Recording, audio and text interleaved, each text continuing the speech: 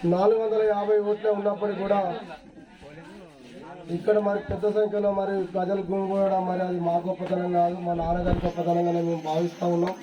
ఆయన ప్రజలు చేసినటువంటి సేవ కావచ్చు, ఆ ప్రజలకు ఆయనకు ఉన్నటువంటి సాన్నిహిత్యం కావచ్చు, ఆ కోణంలో మీరు వచ్చినందుకు మరి మీకు ప్రత్యేకమైనటువంటి ధన్యవాదాలు తెలియజేస్తున్నాం. అదేవిధంగా నేరన్న బసవరెడ్డి గారు సీనియర్ నాయకుడు, గత 3-4 దశాబ్దాలుగా మా నాన్నగారితో ప్రత్యేక అనుబంధం ఉండి మరి గ్రామాభివృద్ధిలో విశేషంగా పాటుపడిన నాయకుడు. మరి ఈరోజు మా నాన్నగారి సంస్కరణ దినానికి ఆయన తన వంతుగా 2 టన్నుల బియ్యం కూడా ఆయన సహాయం ఇచ్చింది. ఆయనకు ధన్యవాదాలు తెలియజేస్తున్నాం. మా అన్న ముందాల భిక్షపతి అన్న ములుగు జిల్లా నుంచి వచ్చినందుకు, అదేవిధంగా గోల్కొండ బుచ్చన్న ఈ సాంస్కృతిక కార్యక్రమాన్ని ఘనంగా నిర్వహించినందుకు మరి అన్నకు ప్రత్యేకమైనటువంటి ధన్యవాదాలు తెలియజేస్తున్నాం. ఈ సాంస్కృతిక కార్యక్రమంలో పాల్గొన్నటువంటి పల్లె కవి దాదాపు 4,000కు పైగా పాటలు రాసినటువంటి అన్న డాక్టర్ వెన్నెల శ్రీనాథ్ అన్నకు, అదేవిధంగా మైసన్నకు, ఎర్ర మైసన్న చాలా ఆలరించి మనందరినీ ఉత్తేజభరితం చేసిండు, జీవిత సత్యాలని చెప్పిండు. మరి మహనీయులు ఇక్కడికి మరి రావడం మన గ్రామానికి గర్వకారణం. మరి కాబట్టి వారికి మరి మేము ఎల్లవేళలా రుణపడి ఉంటామని, అదేవిధంగా వెన్నెల శ్రీనాథ్ పాట రాసినందుకు అన్నకు ₹1 ఇవ్వలే మేము ఆయనకు, అదేవిధంగా పాడిన గాయకులు కూడా ₹1 ఇవ్వలే, వాళ్ళకు మేము జీవితాంతం రుణపడి ఉంటామని. అదేవిధంగా ఇక్కడికి వచ్చినటువంటి అన్నలు, ఇక్కడికి వచ్చినటువంటి గాయకులకు ఎవరికి కూడా మేము ₹1 ఇవ్వలే. కాకపోతే ఇక్కడంతా మా నాన్న పేరు ఇంకా భోజనం పెట్టడం తప్ప ఎవరికి కూడా వాళ్ళు సొంత ఖర్చులు పెట్టుకొని వచ్చి ఇక్కడ ఇంత కార్యక్రమం చేసి మరి దీన్ని చేసినందుకు మరి వారికి ప్రత్యేకమైనటువంటి ధన్యవాదాలు తెలియజేసుకుంటూ, జూపాక శివన్న మొన్ననే కలిసి నాకు 4 రోజుల క్రితం అన్నాకు ఇట్లా సంగతి అంటే నేను వస్తాను అన్నాడు. వచ్చినందుకు అన్న కూడా ధన్యవాదాలు తెలియజేస్తూ, అక్క సోదరిమణి సంధ్యక్కకు అందరికీ పేరు పేరు తెలియని పేరు రమేష్ సోదరుడు రమేష్కు, అదేవిధంగా రమకు అందరికీ కూడా ప్రత్యేకమైనటువంటి ధన్యవాదాలు తెలియజేస్తూ, సాయి అన్నకు, అదేవిధంగా ఉద్యమ నాయకులు మా వెన్నట్టు ఉన్నటువంటి తుంచు రాజేందర్ అన్నకు, కలకోడి మహేందర్ అడ్వకేట్ మిత్రునికి, అదేవిధంగా అందరికీ కూడా పేరు పేరున హృదయపూర్వక సామాజిక ఉద్యమ జైవీములు తెలియజేసుకుంటూ, మా కోటన్న, అదేవిధంగా మా చిన్న కాంగ్రెస్ పార్టీ ఉపాధ్యక్షుడు, అదేవిధంగా జిల్లా కాంగ్రెస్ పార్టీ ఉపాధ్యక్షుడు, అదేవిధంగా తమ్ముడు తుంచు నరేష్ DBF జిల్లా కార్యదర్శి, అదేవిధంగా మా సుందరన్న సామాజిక ఉద్యమ నాయకుడు, ఇంకా పేరు కలవనటువంటి మిత్రులు ఎవరున్నా కూడా వాళ్ళందరికీ పేరు పేరున ధన్యవాదాలు తెలియజేసుకుంటూ, ఈ రోజు ఎలాంటి సెలబ్రిటీ రాలే, ఎమ్మెల్యే రాకుండా, మంత్రి రాకుండా, ఎవరు రాకుండా కూడా ప్రజలు కలిసి కూడా మనకు సక్సెస్ అయింది. ప్రజలే మనకు అల్టిమేట్ ప్రజాస్వామ్యంలో ప్రజలను మించినటువంటి తీర్పు లేదు.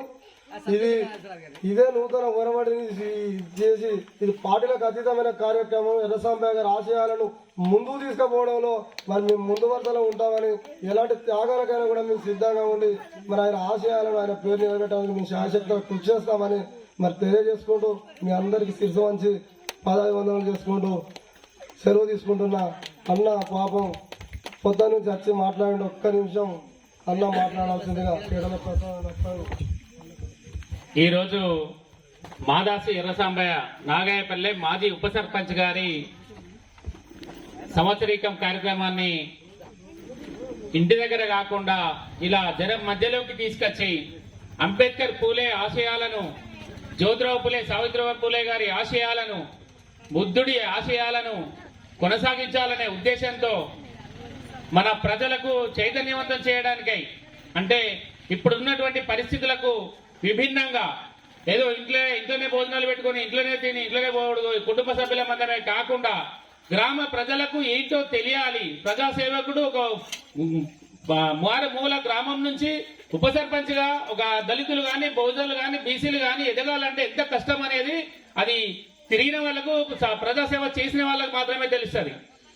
మాధవ సురేష్ అన్న గారు ఒక కాకతీయ యూనివర్సిటీలో MA చేసి, సోషియాలజీలో, సామాజిక శాస్త్రంలో MA చేసి, అతను తెలంగాణ రాష్ట్ర వ్యాప్తంగా దళిత బహుజన ఫ్రంట్ వేదిక ద్వారా అతను చేసినటువంటి కృషి, సుంచు రాజేంద్రన్న గారు, కలకోటి మహేంద్రన్న గారు, వీళ్ళు బహుజన ఉద్యమకారులుగా ఎక్కడ తెలంగాణలో ఎక్కడ సమస్య ఉంటే అక్కడికి వెళ్తాం. మేమందరం కలిసి వెళ్తాం. మాతో పాటు ఇంకా కొంతమంది టీం ఉంటారు.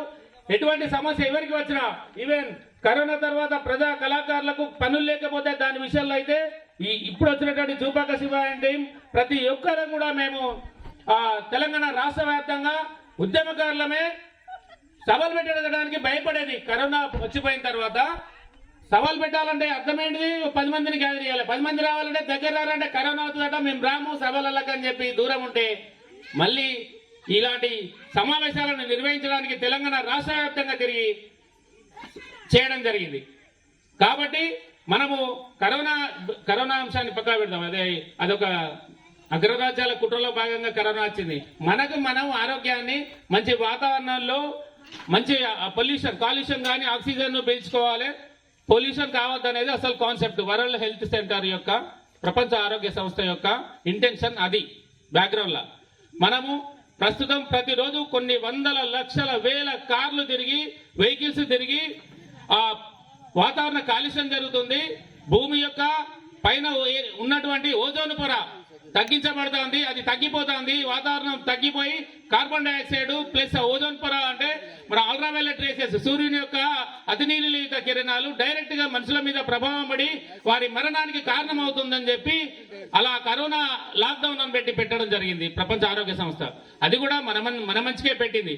దానికోసం మనం భయభ్రాంతులకు గురైనాం. కానీ మంచి ఆరోగ్యమైన పోషక విలువలు కానీ ఆహారం తీసుకొని ఆరోగ్యాన్ని మెరుగుపరుచుకుంటే, ఇమ్యూనిటీ పవర్ పెంచుకుంటే మనకు ఎటువంటి కరోనా రాదు.